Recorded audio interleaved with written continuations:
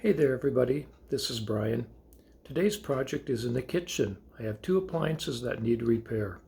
We're working inside today because it's still much too cold outside to be working outside.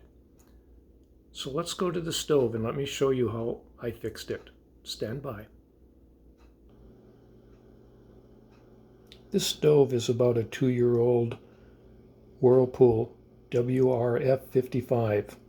But what I'm about to show you with this burner will apply to many other different stoves. This burner was the problem. It wouldn't light. It would snap. It would fill the house with gas smell, but it wouldn't light. A lot of times we'd have to use a Bic lighter, for example. And coincidentally, this is the burner that we use the most. Let me show you what I found. The problem was with the igniter. This is the igniter, and I moved the igniter further outbound, meaning to the right. It was positioned pretty close, and it was sparking from the electrode to ground in this direction, and it wouldn't light. Consequently, by moving it out, now it sparks further back, and I think that's what finally fixed it. I had watched other videos, and they talked about these ports right here, to enlarge these ports, which I did. That didn't really do anything. The way this burner works is the gas and the primary air comes up from the center. You can see the orifice down in there. The gas, air, fuel mixture fills up this area.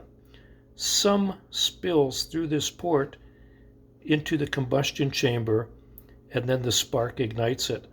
But the spark has to hit the gas, and it wasn't hitting the gas. Let me turn on the sparker now, and you can see how it'll spark from the edge kind of out to the side. So that moved the spark back quite a ways. Here comes the spark. The camera doesn't pick up every spark, but you can see where it's sparking. I have to turn the burner off now because I can smell the gas. This burner now will ignite on the first snap each and every time. Let's give it a test. Just like that, it lights. Turn it off. Try it one more time. Just like that. Perfect. This is the way it's supposed to work. Moving that electrode further back was the answer. Now let me talk to you about how I had to do that. It was a little bit tricky. To get this burner out, I had to remove these two screws. And you better believe they were rusted in there tight. And this stove's only a couple years old, but I had a difficult time getting these screws out. But I did. And by the way, when I put them back in, I put anti-seize on them. There is a screw on the back side that holds this electrode in place. There was no chance of getting that screw out without breaking it. I didn't want to break this and cause damage that I'd have to fix. So I bent the electrode. You can see it's kind of leaning out. Let me get some different angles here.